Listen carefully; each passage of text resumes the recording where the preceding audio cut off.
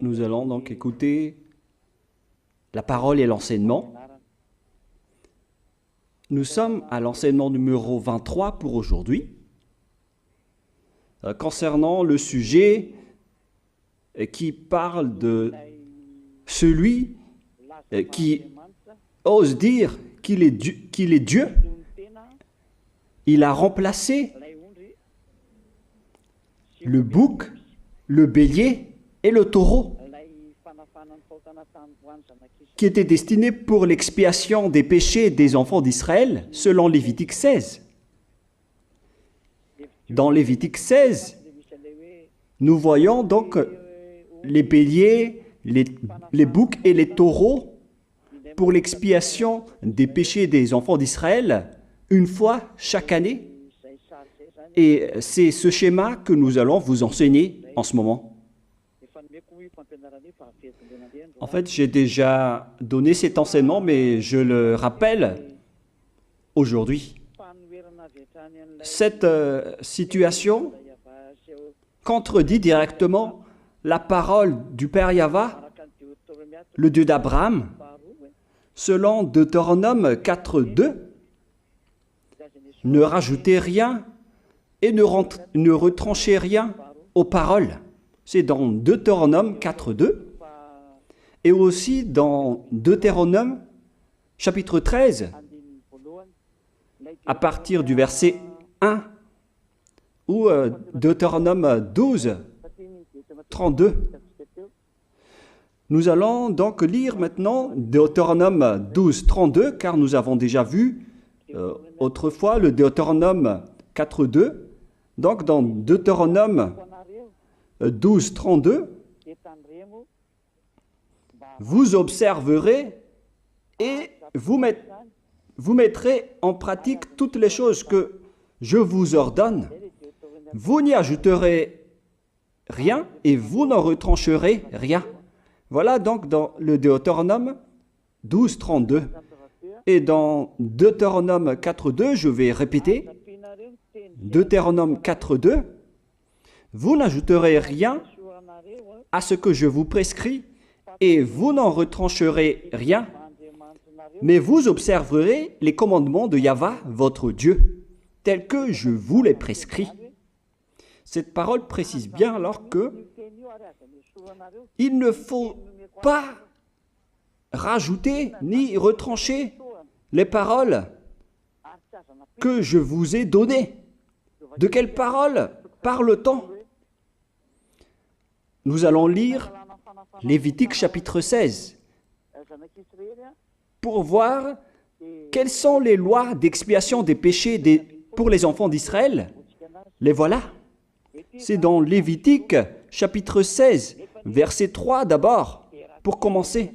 Voilà donc ce qu'on ne doit pas changer, alors que nous avons tous su, nous avons tous vu qu'ils les ont remplacés par Jésus ou Jesus. Ce n'est pas une diffamation, nous le voyons tous. Alors que chacun réfléchisse. Lévitique chapitre 16, verset 3. Voici de quelle manière Aaron entrera dans le sanctuaire. Il prendra un jeune taureau pour le sacrifice d'expiation et un bélier pour l'holocauste. Voilà, nous le voyons tous clairement, cette parole. Il existe donc le fait d'apporter un jeune taureau pour le sacrifice d'expiation, ainsi qu'un bélier pour l'holocauste. Verset 5. Il recevra de l'assemblée des enfants d'Israël 2 boucs pour le sacrifice d'expiation et un bélier pour l'holocauste. C'est-à-dire, en même temps, il y a un sacrifice de taureau, de bélier et de bouc. Lévitique chapitre 16, toujours, mais dans le verset 34. Ce sera pour vous une loi perpétuelle. Voilà. Il se fera une fois chaque année l'expiation pour les enfants d'Israël à cause de leurs péchés. Nous sommes déjà au verset 34 pour information. Verset 34. Voilà. Ce sera pour vous une loi perpétuelle. Quelle est cette loi perpétuelle? C'est le fait de sacrifier les béliers, les boucs et les taureaux qui vont être tués pour sacrifice, pour l'expiation des péchés des enfants d'Israël. Selon le verset 34, ce sera pour vous une loi perpétuelle. Il se fera une fois chaque année l'expiation pour les enfants d'Israël à cause de leurs péchés. Il y a une partie de votre texte qui est cachée en bas. À cause de leurs péchés. Voilà. Ici, donc, c'est bien clair que l'expiation du péché qui se fait une fois chaque année pour les enfants d'Israël, qu'on ne peut ni ajouter ni retrancher, ce sont les sacrifices des béliers, de taureaux et de boucs. On ne peut pas changer cela. On ne peut pas les remplacer en Jésus ou en Jesus. C'est une loi perpétuelle. Donc, si vous observez les 10 commandements, vous devez apporter des sacrifices de taureaux, de béliers et de boucs si vous voulez être expié de vos péchés. Voilà le schéma. Alors que, en réalité, la situation pour les religieux étranges, on ne voit pas ce qu'il veut en venir, mais ils ont osé intégrer Jésus ou Jesus pour remplacer le bélier, le taureau ou le bouc. Et ce sont eux-mêmes qui le confirment jusqu'à aujourd'hui. Nous voyons tous donc ici que Jésus ou Jesus n'est qu'un imposteur, un hors-la-loi. Et les hors-la-loi sont des envoyés du diable. Le diable, il a commis le péché depuis le commencement. Ce sont des transgresseurs de la loi. Donc c'est prouvé ici que Jésus est un hors-la-loi.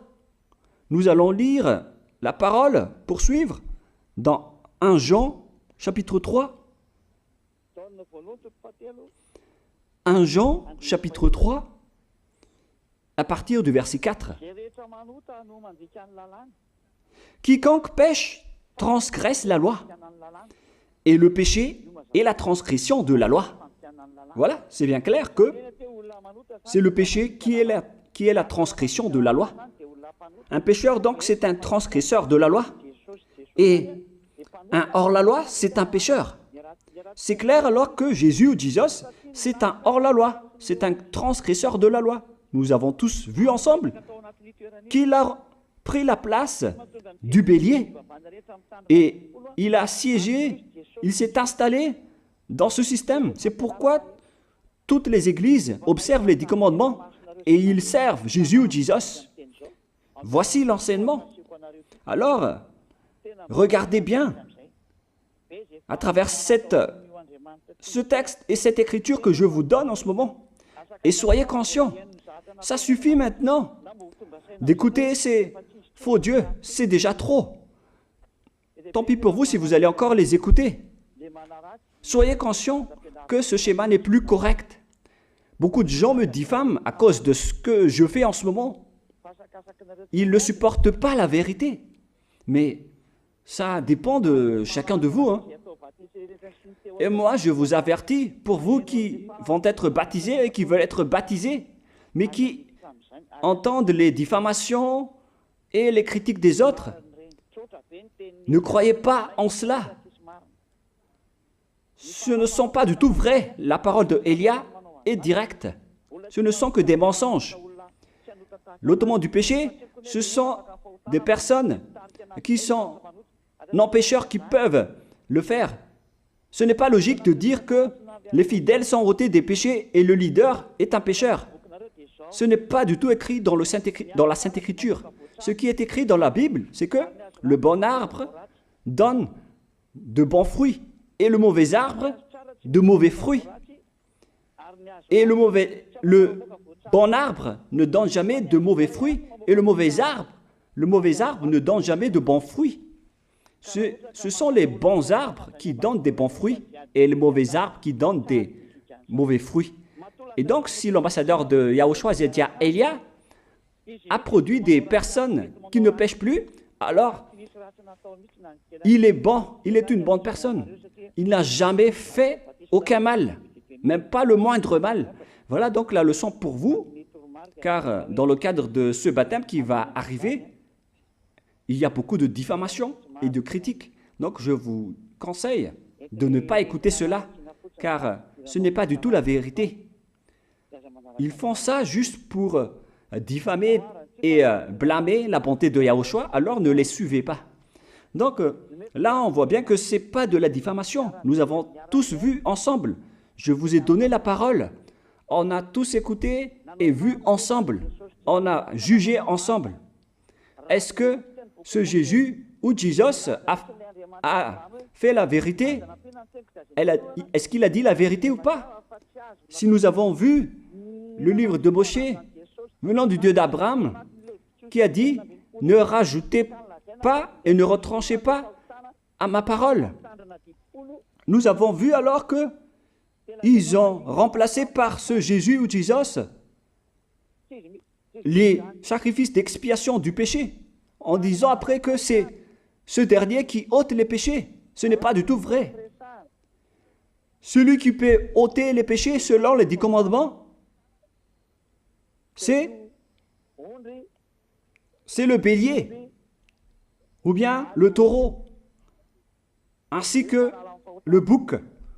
Ce sont ces bêtes qui peuvent ôter les péchés. Quelle est alors la raison pour laquelle les religieux sont entrés dans ce mauvais schéma? Car c'est vraiment un schéma qui transgresse la loi. Car ils ont contré bêtement le livre du Lévitique chapitre 16. Ils l'ont contré bêtement, directement. Et après, ils ont remplacé par leur faux Dieu. Un faux Dieu car c'est directement un hors-la-loi. Il a contredit le Dieu d'Abraham. Nous voyons la preuve ici qu'il a contredit vraiment le Dieu d'Abraham, qu'on appelle par le nom de Yahava et Yahushua son fils. Car ce Dieu d'Abraham, il a bien dit qu'il ne faut ni ajouter ni retrancher à ses paroles. Il faut les observer car ce sont les commandements de Yahva, ton Dieu.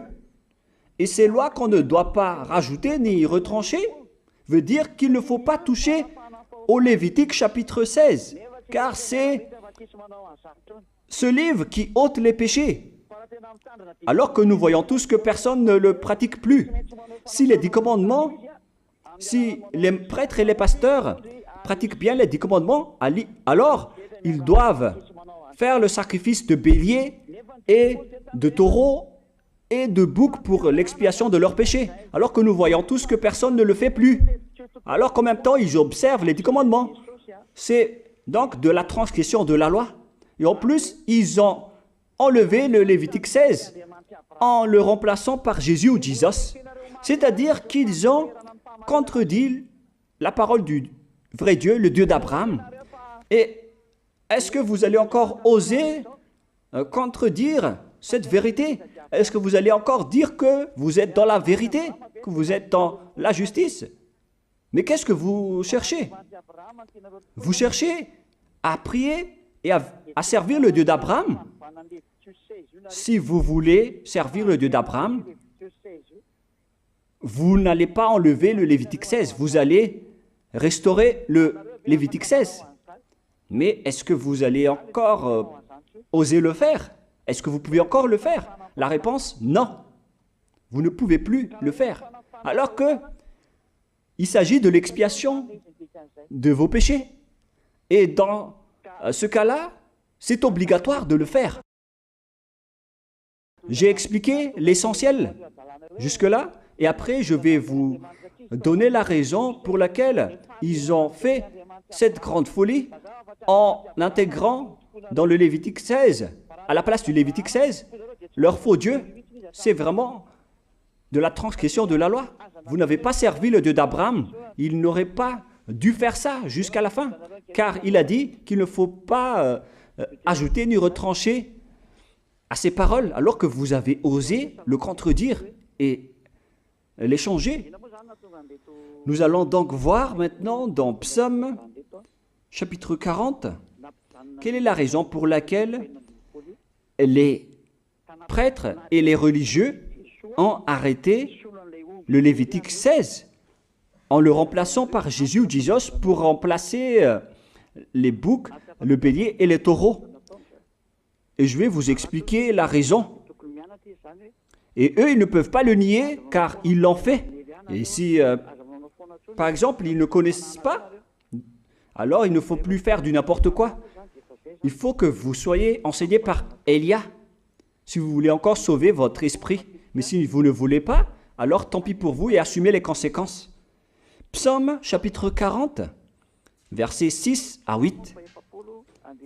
Psaume 40, versets 6 à 8. Voilà donc le dégât qu'ils ont subi. Tu ne désires ni sacrifice ni offrande. Tu m'as ouvert les oreilles. Là, ils ont bien entendu et écouté que Dieu ne désire plus leur sacrifice et tout ce qui concerne ce sujet. Tu ne demandes ni holocauste, ni victime expiatoire. Ici donc, on est arrivé au stade où on n'a plus besoin des sacrifices. D'après ce schéma, alors, le Lévitique 16 a été supprimé. Et logiquement, puisque c'est une alliance qui a été détruite, alors on ne peut plus y entrer, car on ne peut pas ajouter ni retrancher aux paroles. Et donc, si on ne peut pas y entrer d'après la parole qui dit qu'on ne peut pas rajouter ni retrancher, si le Dieu d'Abraham a interdit le sacerdoce, alors logiquement, vous ne devez plus y entrer. Sinon, vous allez vous autoproclamer en tant que pécheur à jamais, alors que les pécheurs et les malfaiteurs n'iront jamais au ciel des cieux. C'est clair alors que c'est devenu un sens interdit, les 10 commandements et les lois de Moïse d'après ce schéma, car c'est la relation avec le Père Yahva qui a été détruite, qui a été supprimée, car il n'y a plus d'expiation de péché pour vous. Alors vous êtes fous si vous allez encore entrer dans ce schéma. C'est pourquoi on a besoin d'une nouvelle alliance, car l'alliance des 10 commandements et les lois de Moïse ne sont plus correctes. C'est devenu supprimé, car on ne peut plus faire le sacerdoce, mais les religieux ainsi que les faux dieux, ils ne se sont pas... ils ont facilité les choses en intégrant leur faux dieu à la place du bélier, du bouc et du taureau. Et voilà, c'est bien clair.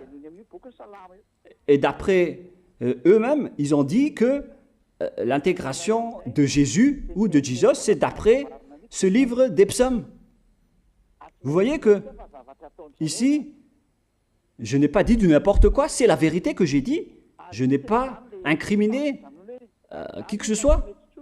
C'est vraiment la réalité, la vérité. Alors, ici, on prouve bien que ça a été supprimé, ce n'est plus autorisé. Et c'est encore confirmé dans Ésaïe 66.3 que celui qui fait des sacrifices, c'est comme celui qui fait de l'idolâtrie. Celui qui immole un bœuf est comme celui qui tuerait un homme. Celui qui sacrifie un agneau est comme celui qui romperait la nuque à un chien. C'est vraiment toute une histoire si vous allez faire cela. Celui qui présente une offrande est comme celui qui répandrait le sang d'un porc. Alors qu'à l'époque des 10 commandements, c'était carrément interdit. celui qui brûle de l'encens est comme celui qui adorait des idoles. Ici donc, toutes les sortes de sacrifices ont été bloqués. C'est devenu interdit. C'est pourquoi le faux Dieu est entré dans Lévitique chapitre 16. Alors qu'ils n'ont pas du tout vu de leurs yeux qu'on ne peut pas ajouter ni retrancher aux paroles. Ils n'ont jamais vu et connu ces paroles. Il a fallu attendre l'arrivée de Élia pour vous montrer toute la vérité, pour vous montrer toutes les vraies paroles. Alors, il faut suivre Élia. Suivez Élia. Et c'est ce terme qui dit de suivre Élia que les gens ne supportent pas du tout. Mais qu'est-ce que je vais dire d'autre? Je vais vous dire de suivre qui? Alors que vous êtes tous pécheurs. Est-ce que vous allez suivre les pécheurs pour aller en enfer? Vaut mieux suivre Élia, car ceux qui l'ont suivi ne pêchent plus. C'est quoi le problème? Si c'est de la jalousie, alors vous n'êtes pas du tout sage. Mais si vous êtes sage, vous devrez être content en m'écoutant. Si vous cherchez ce Dieu d'Abraham, vous devez être très content en dansant à la maison en disant « Merci Élia, voilà ce que j'attendais ». Au lieu de dire des colères et de la haine, moi je vous donne de la parole de l'amour pour vous sauver. Alors sachez bien écouter. Et après, ils l'ont continué dans 40, verset 7 maintenant. Alors je dis, voici je viens avec le rouleau du livre écrit pour moi. Verset 8, je veux faire ta volonté, mon Dieu, et ta loi est au fond de mon cœur. Et eux, ils ont pris cette parole en disant que nous avons vu ce terme de rouleau du livre. Et directement, ils ont dit que on doit intégrer dans les 10 commandements le Fils du Très-Haut qui s'appelle Yahushua. Ils l'ont intégré dans les 10 commandements. Pour vous qui sont dans le mauvais sens, vous l'appelez Jésus. Vous avez intégré dans les 10 commandements votre Jésus, mais Yahushua n'entrera jamais là-dedans car c'est vraiment interdit, c'est un tabou. Le sens du rouleau du livre que Yahushua a parlé ici, c'est qu'on parle de son histoire dans le Sefer Torah juif. C'est-à-dire que le Sefer Torah juif a parlé de lui. Nous allons lire la parole à ce sujet. En parlant du rouleau du livre, ce n'est pas qu'il est entré dans le Lévitique 16. Non, c'est un tabou, c'est interdit. Mais il a parlé de son histoire en parlant du rouleau du livre. Nous allons lire la parole concernée à ce sujet. Selon Luc, chapitre 24, verset 44. Luc 24, 44. Puis il leur dit, « C'est là ce que je vous disais lorsque j'étais encore avec vous, qu'il fallait que s'accomplisse tout ce qui est écrit de moi dans la loi de Moïse, dans les prophètes et dans les psaumes. » Toutes les paroles qui parlent de lui dans la loi de Moïse, dans les prophètes et dans les psaumes. C'est ça qu'on parle ici. Mais il n'a jamais dit qu'il va remplacer le Lévitique 16. Au contraire, c'est un tabou, c'est un blasphème devant le Père Yahva, qui a déjà dit qu'il ne faut jamais ajouter ni retrancher ses paroles. Donc, les paroles qui parlent de lui, ce sont les paroles de la nouvelle alliance qu'il va instaurer, qu'il va exécuter. La raison pour laquelle il sera crucifié, c'est qu'il va instaurer la nouvelle alliance en versant son sang. Voilà de 1. Maintenant, nous allons lire le livre de Jean 5,46. Jean 5, 46.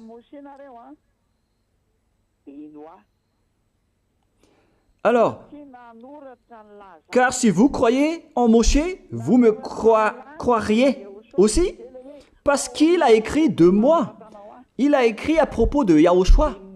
C'est pourquoi on parle du rouleau de livres qui a écrit pour lui. Et Moshe aussi a participé à son histoire en parlant de lui. Mais ce n'est pas que on a supprimé le Lévitique 16 en remplaçant par le fils du Très-Haut. Non, ce n'est pas du tout cela. Il y a beaucoup de paroles qui a parlé de lui depuis les lois de Moshe, depuis les prophètes et depuis les psaumes.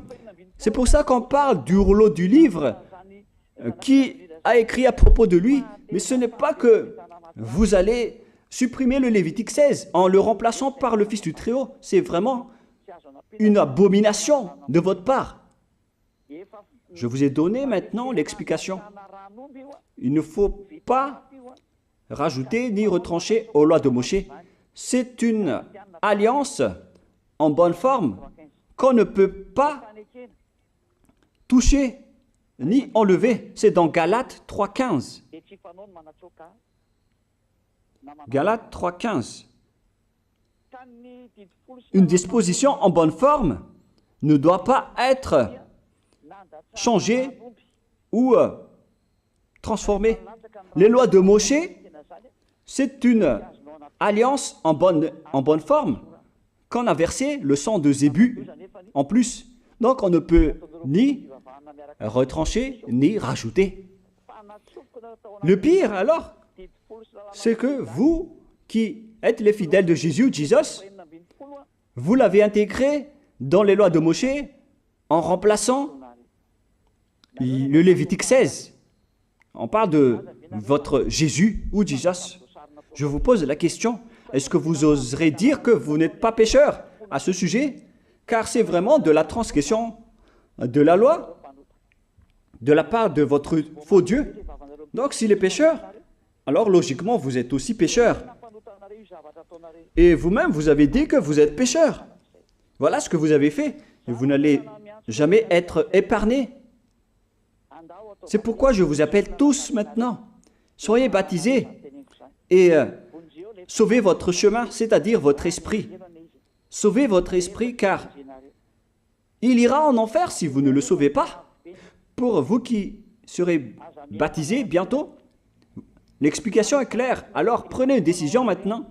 N'écoutez jamais les diffamations qui sont faites par les diables. Ce sont eux qui vous empêchent d'aller vers la vérité. Ne soyez plus des poubelles dans votre conscience. N'acceptez plus cela. Il faut écouter l'envoyé du ciel des cieux, c'est-à-dire moi. Voilà l'explication. Vous avez fait du n'importe quoi avec votre faux Dieu. C'est votre faux Dieu qui a péché au commencement. Et logiquement, donc, vous avez tous aussi transgressé la loi avec lui. Et maintenant, vous êtes tous dans le péché. Et vous vous abritez dans la parole qui dit Dieu n'est pas venu pour appeler les justes, mais les pécheurs, pour se repentir. Le problème, c'est que c'est votre Dieu qui est vraiment un pécheur. Voilà le schéma qui prouve qu'il est pécheur. Donc, je vous souhaite à tous d'être bénis par Yahushua. Prions ensemble. Merci infiniment, Père Yahva, pour cette parole. Une parole qui conscientise les gens pour se retourner vers toi et pour faire rester fermes tous les enfants du Très-Haut, les personnes que tu as déjà choisies, pour qu'ils restent bien fermes dans le service, et pour ceux qui sont encore à l'extérieur, qu'ils courent vers Elia, car Elia et toi, Yahushua, vous êtes uniques. Merci infiniment, Père Yahva. Merci infiniment, Yahushua. Sauve les gens pour qu'ils soient intégrés au ciel des cieux, pour que les gens écoutent la parole, Père Yahva, Yahushua, toutes les paroles que j'ai montrées. Confirme toutes mes paroles, Yahushua et Père Yahva, pour la gloire de vos noms si saints. Merci pour ta bonté et pour ta grâce. Au nom de toi, Yahushua, je fais toutes ces prières. Alléluia, Amen. Donc, je vous souhaite à tous d'être bénis par Yahushua et à demain. Au revoir.